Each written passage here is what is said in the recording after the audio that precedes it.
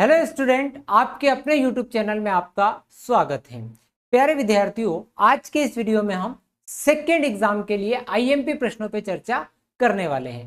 प्यारे विद्यार्थियों, आपको याद होगा जब मुख्य परीक्षा थी तब भी हमने आईएमपी प्रश्न निकाले थे और आपने ये देखा कि लगभग सारे आईएमपी प्रश्न उन्हीं आईएमपी प्रश्नों में से पूछे गए थे। तो प्यारे विद्यार्थियों, आपकी सेकेंड एग्जाम के लिए भी हमने आईएमपी प्रश्न आप लोगों के लिए तैयार किए हैं। तो आइए शुरुआत करते हैं। प्यारे विद्यार्थियों, सबसे पहले हम 4 अंक के 4 मार्क्स के जो क्वेश्चन है उस पर चर्चा करते हैं। यूनिट फर्स्ट इलेक्ट्रोस्टैटिक स्थिर विद्युत, जिसके अंदर चैप्टर फर्स्ट और चैप्टर सेकेंड आता है, पहला और दूसरा अध्याय जिसके अंतर्गत आता है। इसमें सबसे पहला प्रश्न हमने रखा, विद्युत द्विध्रुव क्या है?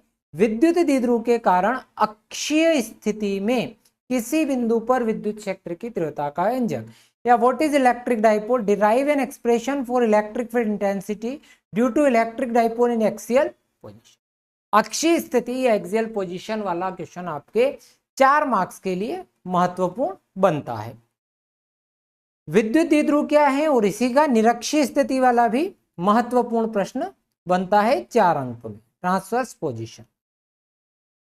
उसके बाद तीसरा जो क्वेश्चन है, संधारित्र किसे कहते हैं? समांतर प्लेट संधारित्र का व्यंजक। What is capacitor? Obtain N expression for capacity of parallel plate capacitor. ये भी मोस्ट आईएमपी है, ठीक है, इसको मैं मोस्ट आईएमपी में रख रहा हूं। ये तो आ ही सकता है, बिल्कुल आने की बहुत ज्यादा संभावना है। संधारित्र के 2 क्वेश्चन आपको याद करने हैं, एक श्रेणी और समांतर संयोजन का। एक और हमने लिया, गाउस का नियम लिखिए और सिद्ध कीजिए, state and prove Gauss law. प्यारे विद्यार्थियों, एक बात आप ध्यान रखिएगा, अगर इन 5 प्रश्नों में से भी कोई विद्यार्थी कहता है कि मुझे तो 3 ही पढ़ना है, तो प्यारे विद्यार्थियों ये लास्ट के जो 3 प्रश्न हैं इन पर आप फोकस करिए, इनकी अच्छे से आप प्रैक्टिस करिए। वैसे तो ये 5 के 5 करिए क्योंकि बहुत महत्वपूर्ण प्रश्न हमने निकाले हैं और इनमें से बाहर जाने की संभावना भी बहुत कम होती है, पर फिर भी प्रिकॉशन के तौर पर आप इनके अलावा भी पढ़ सकते हैं, पर इनको बहुत अच्छे से करिएगा।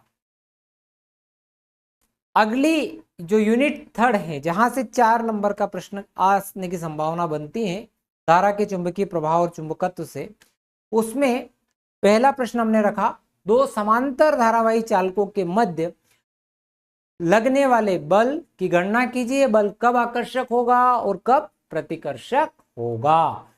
Derive an expression force acting between 2 parallel current carrying conductor. When will this force be attractive और रिपल्सिव? नेक्स्ट क्वेश्चन, किसी धारावाही वृत्तीय कुंडली की अक्ष पर, यानी कि इंटेंसिटी ऑफ मैग्नेटिक फील्ड हमें निकालना है at a point on the axis of current carrying circular coil. तो सर्कुलर कोइल की एक्सिस पर, यानी कि वृत्ताकार कुंडली की अक्ष पर चुंबकीय क्षेत्र की तीव्रता की गणना, यह भी एक महत्वपूर्ण प्रश्न बनता है। 2 प्रश्न हमने यहां से लिए। फिर यूनिट 4 से electromagnetic induction and alternating current, विद्युत चुंबकीय प्रेरण और प्रत्यावर्ती धारा से पहला तो आपने एलसीआर परिपथ, एलसीआर सर्किट जो है उसको पूरा करना है। सारी चीजें, परिपथ आपको बनाना आना चाहिए, फेजर आरेख आपको आना चाहिए, परिणाम वोल्टेज, प्रतिबाधा या उसका कालांतर यानी कि सर्किट डायग्राम आपको आना चाहिए, फेजर डायग्राम आना चाहिए, रिजल्टेंट वोल्टेज निकालना आना चाहिए, इंपीडेंस, फेज डिफरेंस, सारी चीजें करनी है, ठीक।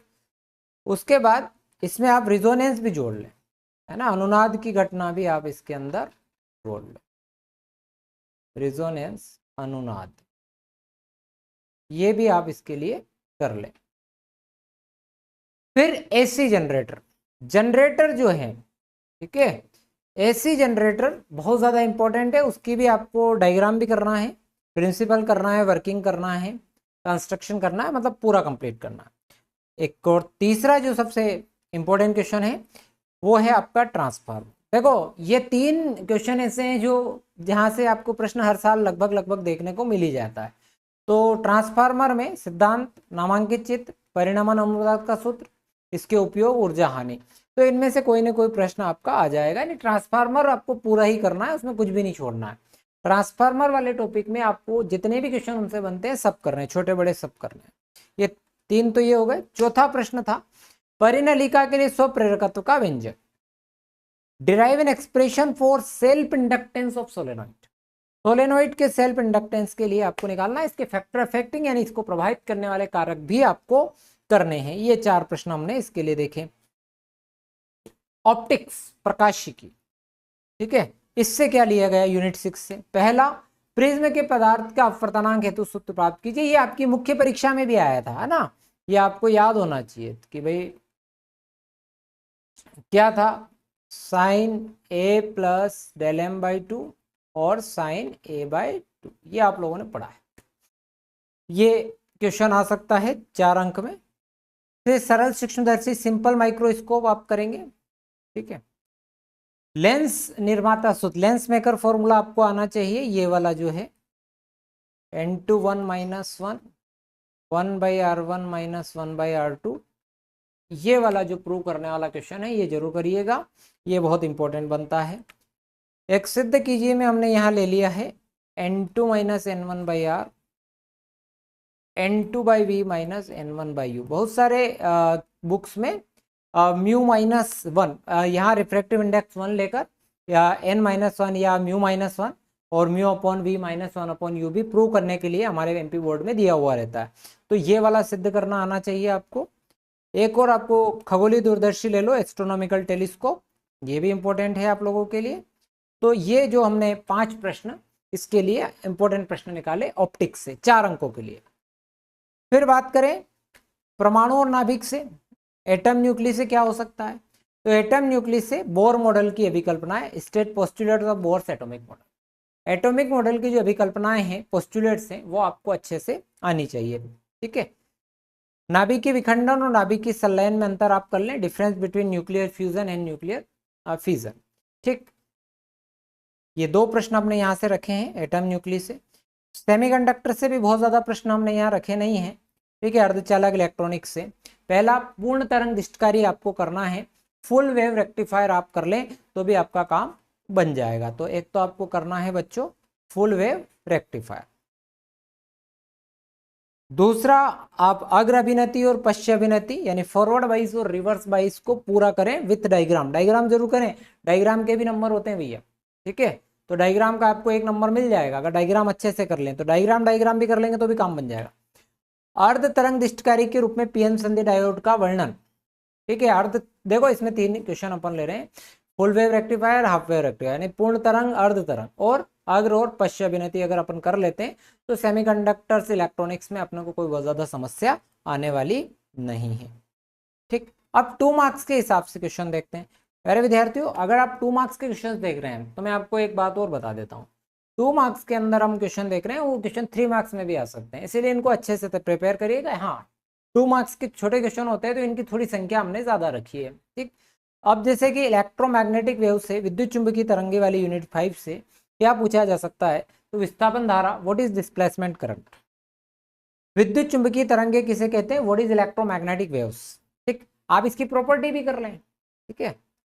सबसे अधिक आवृत्ति और तरंग दैर्घ्य वाली विद्युत चुंबकीय तरंगे यानी हाईएस्ट फ्रीक्वेंसी और वेवलेंथ के इलेक्ट्रोमैग्नेटिक वेव को अपन कर लें, उनके यूजेस भी आप कर लें, पढ़ लें तो फायदा हो जाएगा। विद्युत चुंबकीय तरंगों के उपयोग हमने यहाँ लिखी दिए, यूज ऑफ इलेक्ट्रोमैग्नेटिक, है ना, वेव्स। विद्युत चुंबकीय वर्णक्रम में उपस्थित तरंगों को बढ़ते हुए क्रम और बढ़ती हुई तरंग दैर्घ्य के क्रम में आपको उनका अरेंजमेंट भी याद करना है कि भाई, है ना, असेंडिंग और डिसेंडिंग ऑर्डर में आपका क्लियर याद होना चाहिए पूरा स्पेक्ट्रम। एम्पियर का परिपति नियम का संशोधित रूप, right the modification form of ampere circuital law.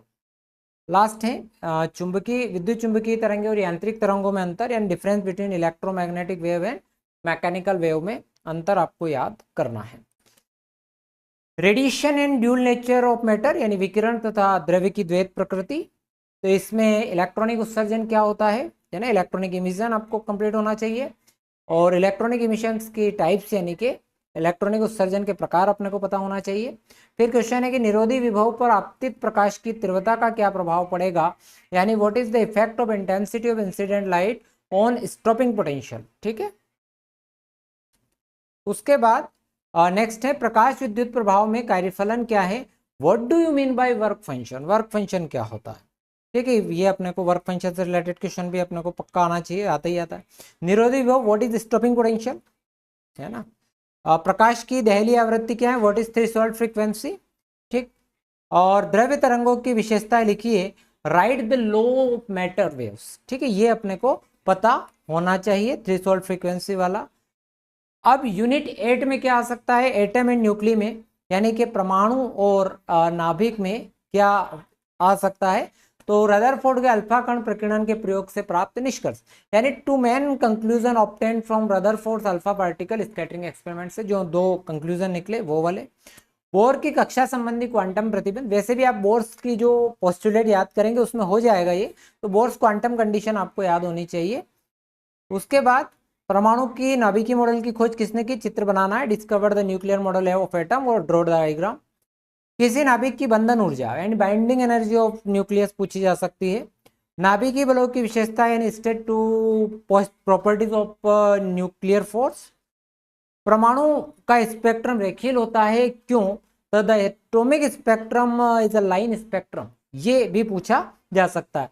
तो प्यारे विद्यार्थियों, मैं फास्ट आपको क्वेश्चन बताते जा रहा हूं, बहुत ज्यादा समय आप लोगों का मैं ले नहीं रहा हूं।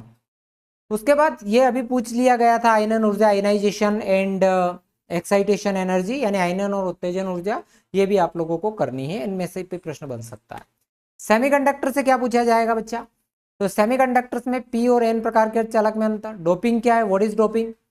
विसरण तथा अफवाह वेग, डिफ्यूजन एंड ड्रिफ्ट वेलोसिटी। चालन एवं संयोजी, conduction and valence band. पश्च Vinati यानी फॉरवर्ड वाइस। पूर्ण तरंग दृष्टिकारी का आरेख, इस टाइप से 2 नंबर में हो सकता है। ऑप्टिक्स में क्या हो सकता है, तो पूर्ण आंतरिक परावर्तन यानी condition of total internal reflection. और प्रकाश का अपवर्तन, रिफ्लेक्शन ऑफ लाइट पूछा जा सकता है। लेंस क्षमता, पावर ऑफ लेंस, ठीक है, P is equal to 1/f वाला। उसके बाद परावर्ती दूरदर्शी का आरेख यानी डायग्राम ऑफ रिफ्लेक्टिंग टेलीस्कोप। उसके बाद प्रकाश का विवर्तन यानी कि डिफ्रैक्शन ऑफ लाइट। अपवर्ती दूरदर्शी और परावर्ती दूरदर्शी में अंतर, यानी कि difference between refractive and reflective telescope में डिफरेंस भी आप लोगों को करना है, ऐसे प्रश्न आते हैं परीक्षा के अंदर। मेलस का नियम अभी हाल फिलहाल में जो मुख्य परीक्षा हुई थी उसमें आया था आपका, ठीक है, तो मेलस का नियम, ये इंग्लिश में थोड़ा सा मिसप्रिंट हो गया, यानी मैग्निफिकेशन वाला आ गया है ना, मैग्निफिकेशन ऑफ लेंस, तो ये भी आप कर लें। आवर्धन क्षमता चाहे तो मेलस के साथ साथ एक बढ़ गया तो कोई दिक्कत ही नहीं। ध्रुवण यानी कि पोलराइजेशन क्या होता है, इसके बारे में भी आप लोगों को पढ़ना है, छोटा सा प्रश्न। इलेक्ट्रोमैग्नेटिक वेव से क्या पूछे जा सकते हैं, इलेक्ट्रोमैग्नेटिक इंडक्शन और अल्टरनेटिंग करंट से, माफी चाहता हूँ, ठीक है, ये गलत हो गया भैया, URENT है, ठीक। तो फेराडेज के नियम आप कर लें, Faraday's law of electromagnetic induction, Faraday के विद्युत चुंबकीय प्रेरण के नियम, लेंज का नियम, लेंस लॉ आप कर लें।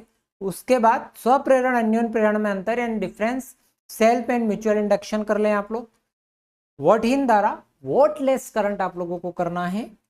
दूसरा ट्रांसफार्मर के उपयोग, यूज ऑफ ट्रांसफार्मर, ठीक है, ये आप कर लीजिएगा। ऊंचाई और अपचाई ट्रांसफार्मर अंतर and difference between step up और स्टेप डाउन ट्रांसफार्मर अंतर, जैसा कि मैंने आपको पहले ही कहा कि ट्रांसफार्मर को आप पूरा ही करें तो वो तो हो ही गया आप लोगों का। प्रत्यावर्ती धारा द्वारा विद्युत अपघटन क्यों नहीं किया जा सकता, what is it, why is it not possible to do electrolysis using the alternating current, ये कर लें आप लोग। फिर magnetic effect of current and magnetism से क्या हो सकता है, तो बायो-सावर्ट का सदिश रूप, vector form of Biot Savart's law, Ampere circuital law, Lorentz force, और चुंबक के लिए गाउस लॉ ऑफ मैग्नेटिज्म, चुंबकीय क्षेत्र रेखाओं के गुणधर्म, properties of magnetic field lines. 2 चुंबकीय क्षेत्र रेखाएं कभी एक दूसरे को नहीं काटती, यानी 2 magnetic field lines never intersect each other. अनुचुंबकीय, प्रतिचुंबकीय, लोह चुंबकीय, यानी पैरामैग्नेटिक, डायामैग्नेटिक, फेरोमैग्नेटिक, इनके बारे में आप पढ़ें। अब करंट इलेक्ट्रिसिटी से क्या हो सकता है, तो ओम्स लॉ आप कर लें, पूरा ही करें। प्रतिरोध विशिष्ट प्रतिरोध में अंतर, यानी रेजिस्टेंस और रेजिस्टिविटी में डिफरेंस आप कर लें। किरचॉफ्स के लॉ आप कर लें, कंप्लीट करें पूरे, ठीक है। गतिशीलता क्या है, what is mean by mobility. Ohm के नियम, what write the limitations of Ohm's law. किसी अर्धचालक के विशिष्ट प्रतिरोध का ताप पर निर्भरता ग्राफ द्वारा समझाए, show the deficiency of specific resistance of semiconductor on temperature by a graph, graph से बताना। इसमें आप क्या करिएगा, इस यूनिट में मैं 3 मार्क्स के हिसाब से बता रहा हूँ, है ना। वेट स्टोन जो आपका ब्रिज है, ठीक है, यानी कि वेट स्टोन सेतु, वेट स्टोन सेतु का जो सिद्धांत है, एक तो आप इसमें ये प्लस कर लीजिएगा, ये 3 नंबर के हिसाब से मैंने आपको बताया कि वेट स्टोन सेतु का सिद्धांत आप करिएगा। एक जो आपका है रिलेशन 3 नंबर में कि अनुगमन वेग और आपका जो है धारा घनत्व में संबंध, अनुगमन वेग बोले अफा वेग बोले, अनुगमन वेग व धारा घनत्व में संबंध, ये आप 3 नंबर में करें। यानी कि ड्रिफ्ट वेलोसिटी, है ना, और करंट डेंसिटी के अंदर रिलेशन हम लोगों को इस यूनिट से और प्लस आपको करना है, तो आपका 3 नंबर का भी यहाँ से काम बन जाएगा।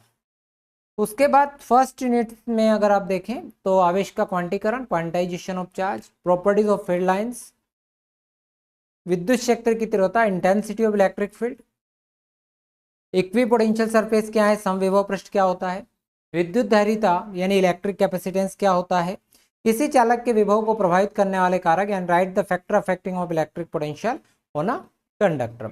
चालक के भीतर स्थित विद्युत क्षेत्र शून्य होता है, inside a conductor electrostatic field is 0। ऐसा क्यों होता है?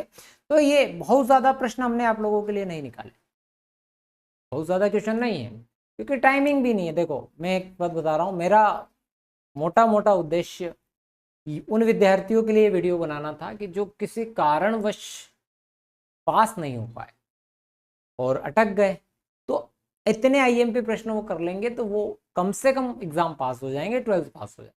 और अच्छे विद्यार्थियों को जिनको स्कोर करना है, यानी कि जिनके पिछली बार कम अंक रह गए थे और वो दोबारा परीक्षा दे रहे हैं, तो उनको थोड़ी मेहनत करनी पड़ेगी, इनके अलावा भी क्वेश्चन करने पड़ेंगे। हाँ, अगर आप हमारा पहले जो वीडियो हमने बनाई थी बोर्ड के टाइम पर मुख्य परीक्षा के समय, उसमें हमने क्या किया था कि प्राथमिकता वाइज क्वेश्चन बनाए थे, पहली प्राथमिकता, द्वितीय प्राथमिकता, तृतीय प्राथमिकता।